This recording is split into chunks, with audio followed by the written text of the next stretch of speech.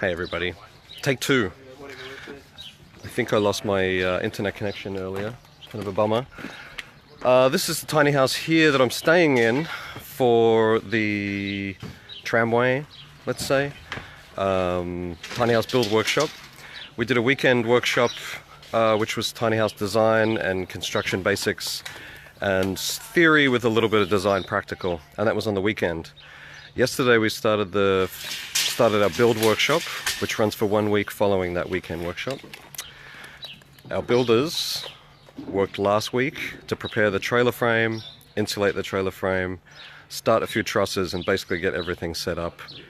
And then yesterday we have 15 students, 4 crew, kitchen, 2 people in the kitchen to keep everyone happy. So we're in a community in Hamilton, an urban community. This is one of the tiny houses that are on it, and that's where the workshop's running. So I just wanted to do a quick overview of what we did yesterday. We had a few workstations running. We had 4 workstations running. Firstly for safety, so we talked about chop saws, drops, skill saws, basic hand tools, and then drills. Was all of the functions of the drills and why do we use one function over another, what's an impact driver, different kinds of drill bits, all of these things, and safety. And then we got into building. So in one day we built a bunch of these trusses here, or bents you could call them. This is a gusset here, and it's got a lot of nails in it because we're doing the rafters and the walls all in one truss. So our forces are coming down from the ridge and then following down here. So in New Zealand there's a weight restriction on anything that can travel down the road, and apart from commercial vehicles. And so a big deal in tiny houses in New Zealand is to keep the weight down. And so there's some really awesome innovation happening, I think, in tiny house construction in New Zealand and detailing in order to keep the weight where it needs to be. Another cool thing that they're lucky to have here in New Zealand is we've got this trailer frame here, and you can see that there's no wheels and it's just a flat deck. We're allowed to have much smaller wheels on these trailers here.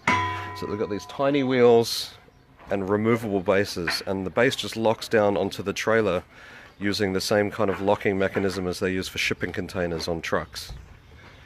So this gives the advantage of being able to pull into one side and also around the other, depending on which way you want to drag it or just trying to park it. So yesterday we built a whole bunch of these. It was basically a nailing day because our framing nailer wasn't working, and so everyone was hand nailing. It actually was kind of fun, if not very loud. And then we only have 7 of these trusses, again with the weight thing. And so we did a layout on the floor, we put the brackets up, and we stood up all the trusses. So it all happened very quickly. We even got a little bit of extra done with the starting up of our membranes, and that was our day yesterday.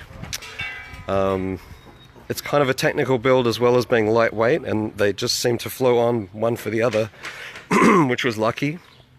We had, basically it's a passive house because we've got a 2x4 or 90x45 exterior truss wall that's going to be insulated with a membrane on both sides, and on the inside we've got these battens which are going to take all of our feeds, our electrical feeds and all of that stuff through. So at the end of the week, hopefully we get to a point where we can do a blower door test, the same as a passive house on this tiny house, and we'll see how the result is.